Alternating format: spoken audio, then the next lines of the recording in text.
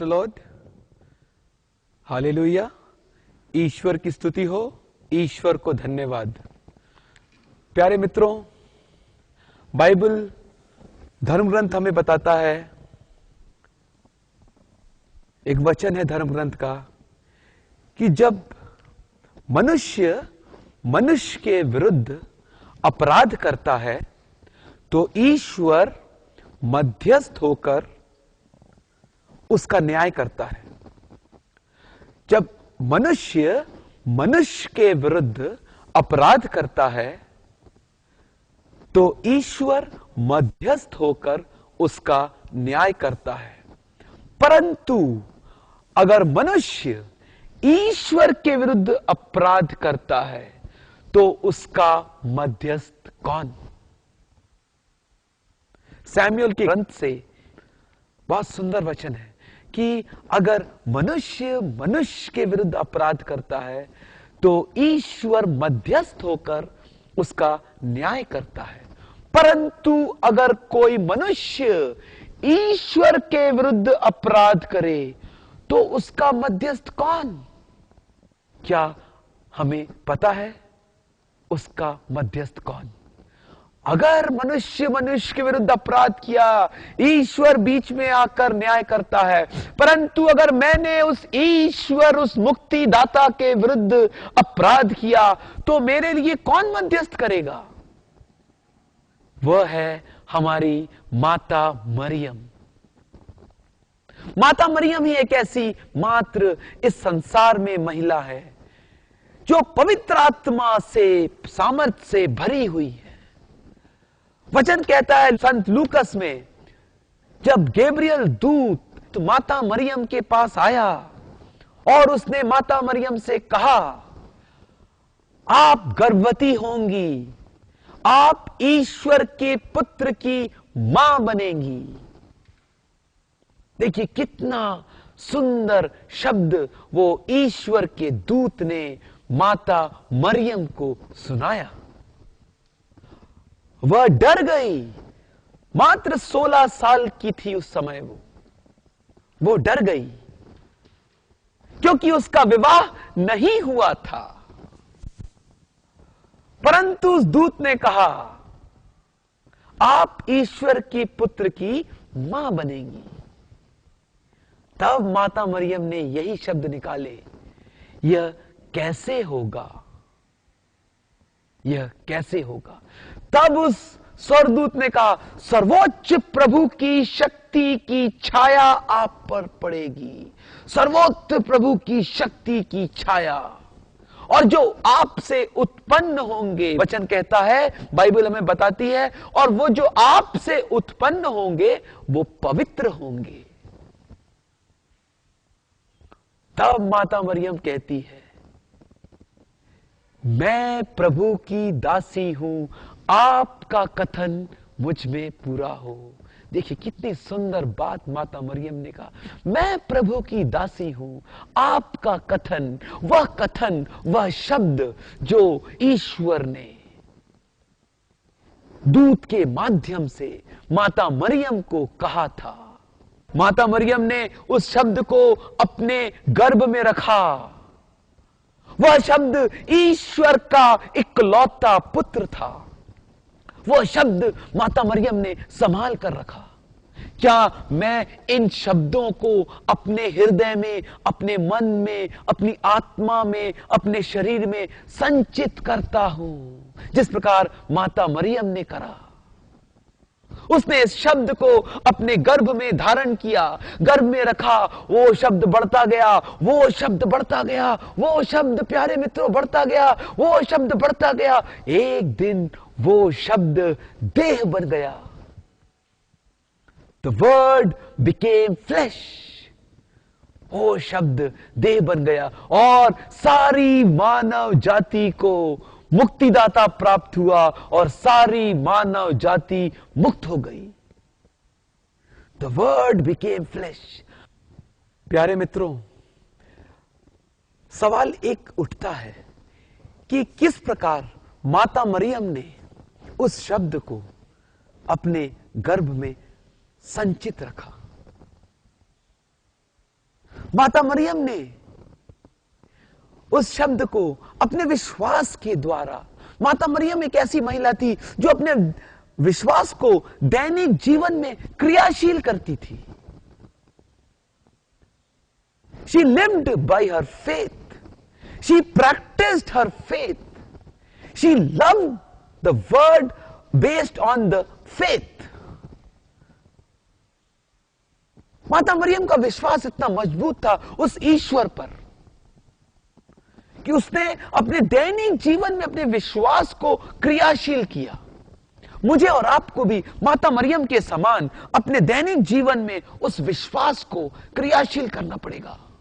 I cannot compromise with the word of God because the word itself is God. इसीलिए Bible हमें बताती है आदि में शब्द था। संत यूहन्ना का सुसमाचार वचन कहता है आदि में शब्द था, शब्द ईश्वर था, शब्द ईश्वर के साथ था, उसके द्वारा सब कुछ उत्पन्न हुआ, उसके बिना कुछ भी उत्पन्न नहीं हुआ, उसमें जीवन था। हां मित्रों, कितना सुंदर वाक्य। ये शब्द में जो माता मरियम ने अपने जीवन में अपने गर्भ में रखा, उसमें जीवन था। मैं भी अगर माता मरियम के समान इन शब्दों को अपने हृदय में, अपने मन में, अपनी आत्मा में, अपने शरीर में, अपने परिवारों में इस शब्द को रखते हैं, मेरे व्यक्तिगत जीवन में ईश्वर अपना जीवन डालेगा।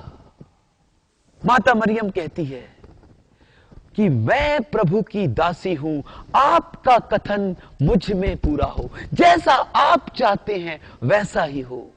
और वही एक ऐसी मां है जिसके द्वारा हम मध्यस्थता पाते हैं,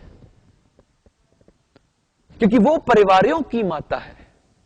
वो हर एक परिवार के दुख, तकलीफ, संकट, मुसीबत, समस्याओं को जानती है। ये पुत्र, मेरी पुत्री, मेरा पुत्र इस समय भी हो स्वर्ग से आप सबों को देख रही होगी कि आप ईश्वर के शब्द को अपने हृदय में, अपने मन में, अपनी आत्मा में, अपने शरीर में ग्रहण कर रहे हैं। और वो हर एक परिवारों के लिए प्रार्थना करेगी, मध्यस्थता करेगी। बाइबल हमें बताती है कि काना नामक नगर में एक विवाह समारोह चल रहा था, जहां माता मरियम अपने पुत्र प्रभु यीशु ख्रिस्त और प्रभु यीशु ख्रिस्त के चेलों के साथ उस विवाह भोज में शामिल होने गए थे। और जिस समय वह भोज चल रहा था, उस समय वहां के प्रबंधक ने आकर माता मरियम के पास गए, सीधे माता मरियम के पास, और किसी के पास नहीं गए, क्योंकि वो जानते थे माता मरियम का व्यवहार, वो जानते थे माता मरियम का सोच, वो जानते थे माता मरियम के बारे में। क्योंकि वचन हमें बताता है जब ईश्वर का दूत माता मरियम के पास आया और उसने कहा कि आप गर्भवती होंगी, आप ईश्वर के पुत्र की मां बनेगी, और उसके बाद उसी दूत ने कहा कि आपकी एक कुटुंबिनी जिसका नाम एलिजाबेथ है, जो बांझ कहलाती है। देखिए कितना सुंदर बात, जो समाज जिसे बांझ बोलता है उसे ईश्वर कृपा देता है। समाज जिसे बहिष्कृत करता है, ईश्वर उसको हथेली पर रखता है। समाज जिसकी बुराई करता है, ईश्वर उसको प्रेम करता है।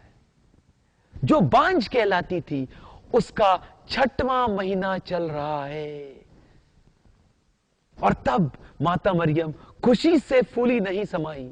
माता मरियम भी गर्भवती थी, और देखिए वो माता मरियम का स्वभाव बाइबल हमें बताती है, अपनी कुटुंबनी जिसका नाम एलिजाबेथ था, जो पहाड़ी प्रदेश में रहती थी, वहां से मीलों चलकर एक गर्भवती महिला अपनी कुटुंबनी की सेवा करने गई। कितना सुंदर चीज देखिए। क्या आज के समय में हम और आप ऐसा कर सकते हैं? क्या मैं और आप माता मरियम के समान गर्भवती होते हुए भी पहाड़ी रास्ते से, उस समय कोई चीज नहीं था, पैदल पैदल पहाड़ी रास्ते मर गई। इसीलिए उस प्रबंधक को पता था कि मैं जिसके पास सहायता के लिए जा रहा हूं वो मेरी सहायता करेगा। वो प्रबंधक सीधे माता मरियम के पास आता है और उससे कहता है कि भोज में अंगूरी समाप्त हो गई है, अंगूरी कम पड़ गई है, क्या आप कुछ कर सकते हैं? हाँ मित्रों, हमारे घर में भी, हमारे परिवार में किसी चीज की कमी है, माता मरियम से प्रार्थना कीजिए कि वह अपने पुत्र से प्रार्थना करे। माता मरियम ने प्रभु यीशु को बुलाया।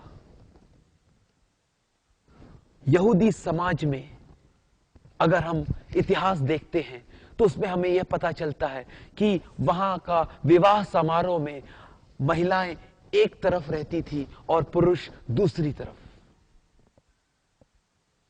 माता मरियम महिलाओं के साथ एक जगह पर खड़ी हुई थी और प्रभु यीशु क्रिस्त दूसरी जगह अपने चेलों के साथ। माता मरियम ने यीशु को बुलाया अपने पास और कहा, वचन हमें बताता है, माता मरियम ने यीशु से कहा, देख बेटा, ये परिवार मुसीबत में है, इनकी मदद कीजिए। माता मरियम ने यीशु से निवेदन किया, देख बेटा, ये परिवार मुसीबत में है, इनकी मदद कीजिए। तब यीशु ने अपनी मां की ओर देखा और कहा, भद्रे, इससे तुझको और मुझको क्या, मेरा समय अभी नहीं आया है, मेरा समय अभी नहीं आया है।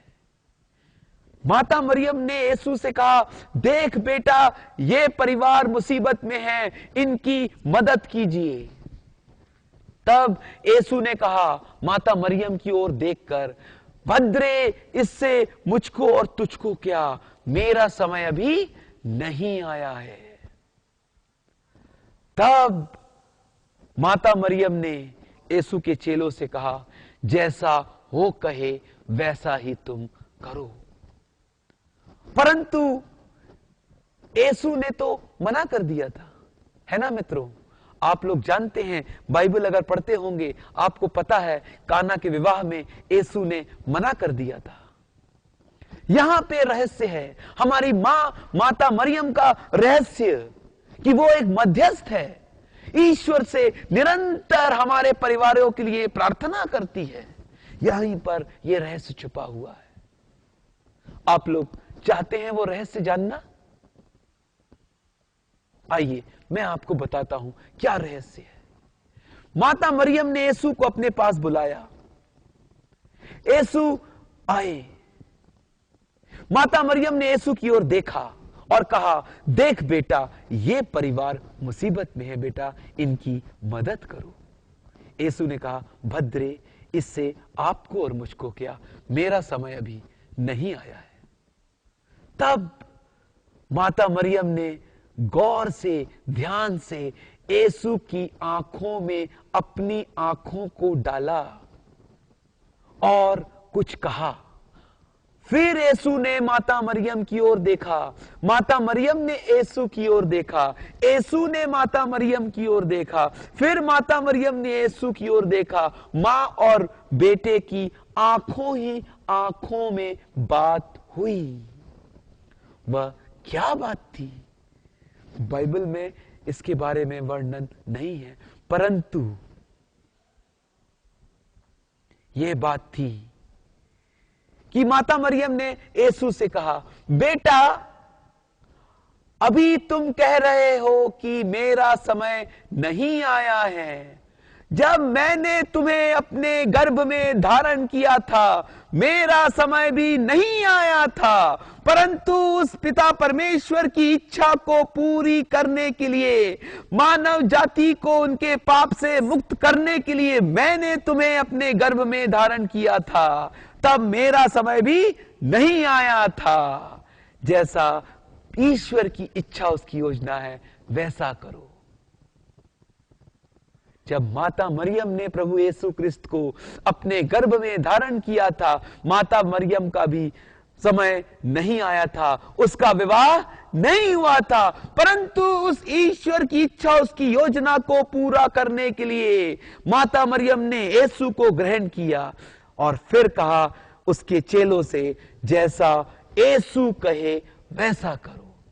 आज माता मरियम हर एक व्यक्ति, हर एक परिवार के मुसीबतों को जानती है। माता मरियम ही एक ऐसी महिला है जो मानव जाति के मुक्ति के रहस्यों को जानती है। माता मरियम जानती है, ओ बेटा, ओ बेटी, ओ पुत्र, ओ पुत्री किस प्रकार दुख में है, तकलीफ में है। हर समय वो निरंतर यीशु से कहती रहती है, देख बेटा, ओ परिवार, ओ पुत्री, ओ माँ, ओ बहन, ओ बेटी बीमारी में है, दुखित है, निराश है, उनके लिए उनको मुक्ति दो, उनकी मदद करो।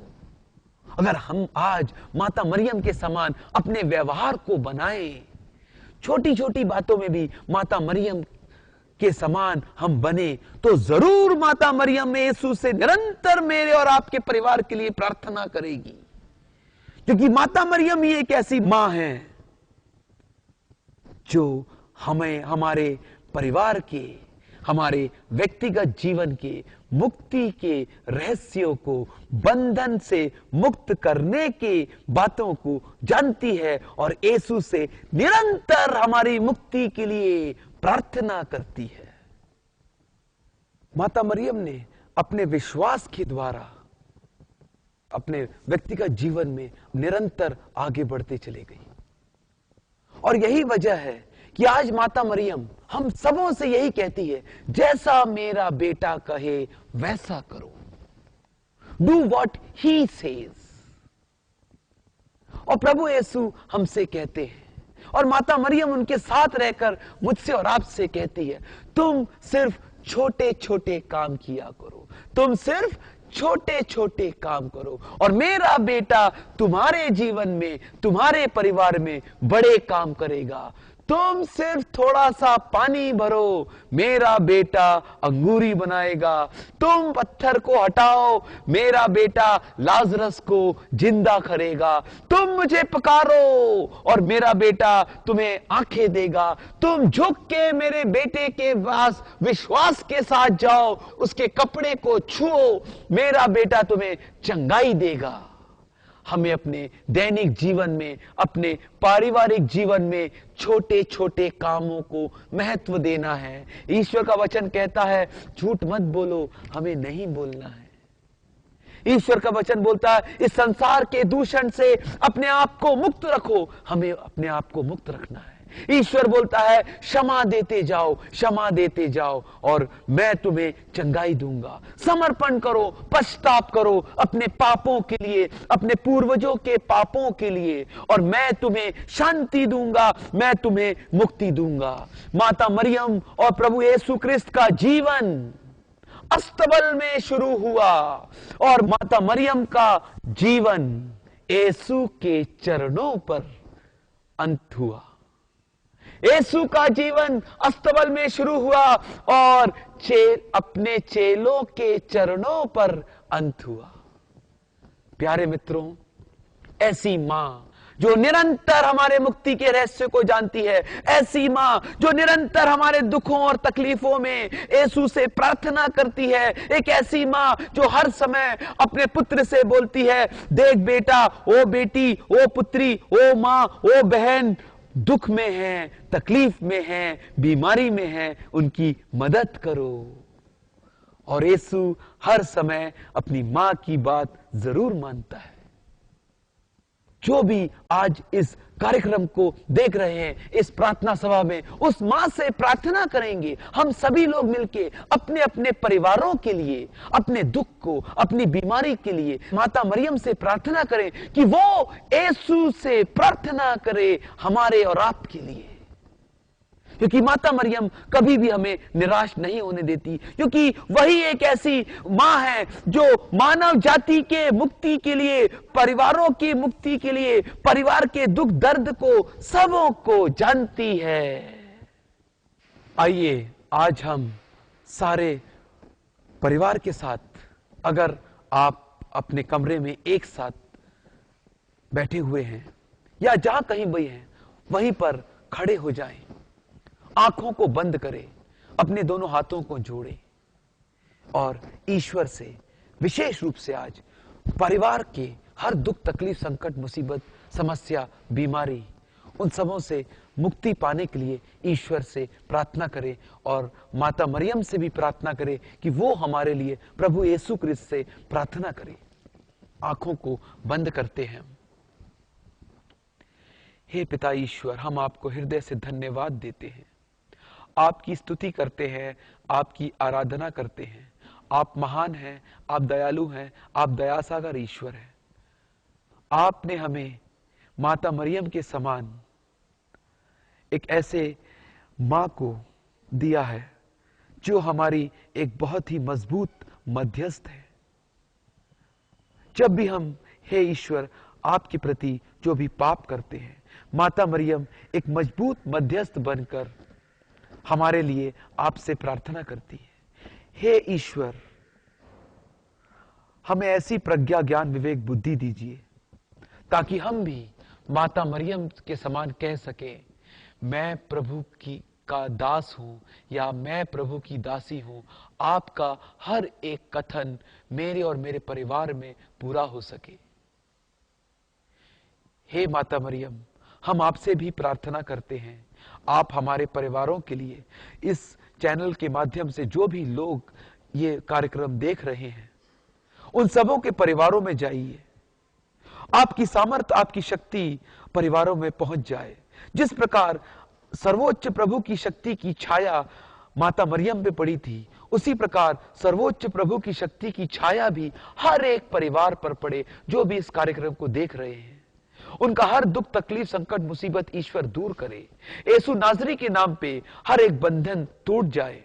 यीशु नाज़री के नाम पे हर एक बीमारी दूर हो जाए। यीशु नाज़री के नाम से हर एक व्यक्ति दुख, तकलीफ, संकट, मुसीबत से दूर हो जाए।